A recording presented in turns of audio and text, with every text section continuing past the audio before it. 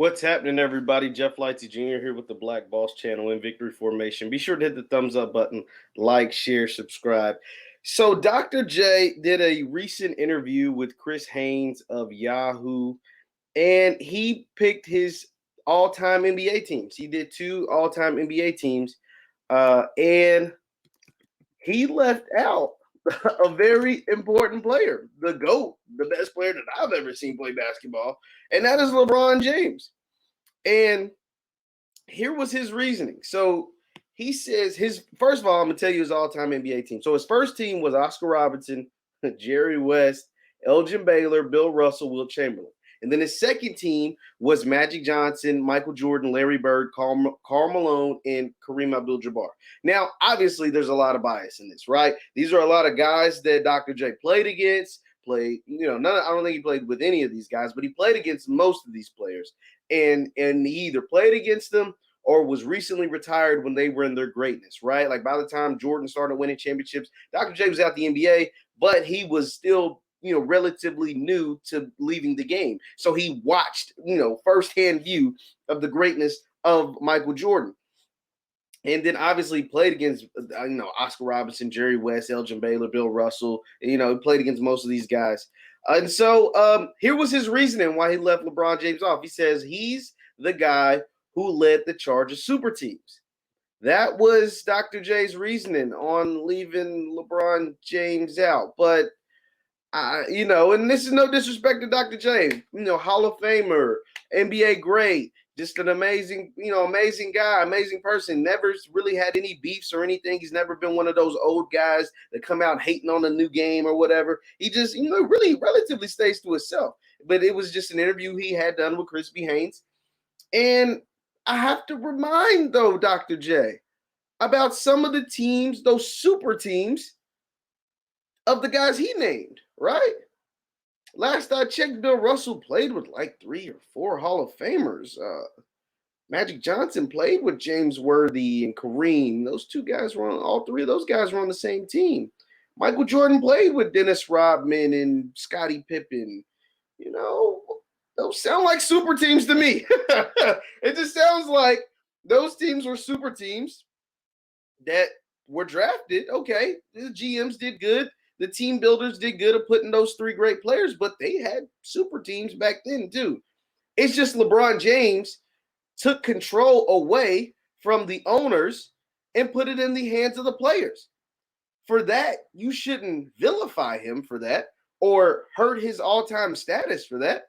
You honestly should praise him because now in the NBA, unlike almost any other major sports league, the players almost have a whole lot of control. I'm not going to say they have as much control as like the owner, because the owner, who fires people, cuts people, who pays people salary.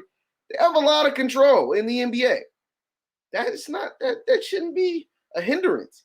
And okay, LeBron James, he helped player movement. He's the reason why player movement became a thing. Once again, what's wrong with that? And that doesn't, even with his player movement, that doesn't take away the fact that he is not, if not the greatest player to ever play basketball, still top 3. Like, you can't have a top 3 list without LeBron James being included. Like, if LeBron James is past top 3, your basketball, like, I get it. I think he's the best. And I think by the time he's done, you'll think he's the best. But if you have a top 3 that doesn't include LeBron James, I think I need to question your basketball acumen. I think I need to question your basketball knowledge, because a guy that's been to the finals 10 times, has 4 championships, 4 finals MVPs, 4 regular season MVPs, top 10 in points and assists, and will finish in top 10 rebounding, and he's not a top 10 all-time player? He doesn't make you got 2 top all-time starting 5s, and he doesn't make either one of those? You could drop LeBron James in any era, super team or not. It's going to be the best, if not the second best, any era. And I say he'd be the best. So to not have him included in your 2 top all-time teams, that's just a bias that Dr. J had. That was just like a slight. It was kind of a slight, and it was a little disrespect and a little disregarding of the greatness of LeBron James. Like, yeah, I get it. Like I said, I get it. You're very biased to those guys on that first list. Who was it again? It was Oscar Robertson, Jerry. I mean, no way in earth, on God's green earth, is Jerry West better than LeBron James. Neither is Elgin Baylor. There's not an argument you can make for Jerry West, Oscar Robertson, or Elgin Baylor being better than LeBron James. Like, there's no argument that you can make. Wilt, I guess you can, and Bill Russell, you can. But there's no way on God's green earth you can make an argument that Oscar Robertson, Jerry West, or Elgin Baylor is better than LeBron James. You can't do that with Larry Bird neither. You can't do that with Magic Johnson either. As much as I love Magic, there's no argument.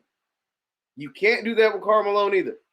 So, you know what I mean? Like, the only players that you can have a legit argument about being better than LeBron is Jordan, Kareem, Bill Russell, and maybe Wilt.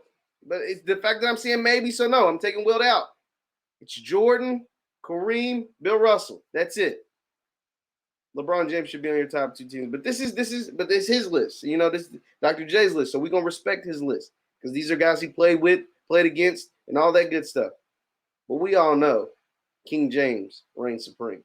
Once again, I'm Jeff Lightsy Jr., Victory Formation in the Black Boss channel. And follow us on Instagram. Leave your comments down below on Dr. J's list. Let me know what you think about Dr. J's list. And follow us on Instagram at VF Sports Show. We post clips and content on there all the time. Thank you for listening. I'll check you out.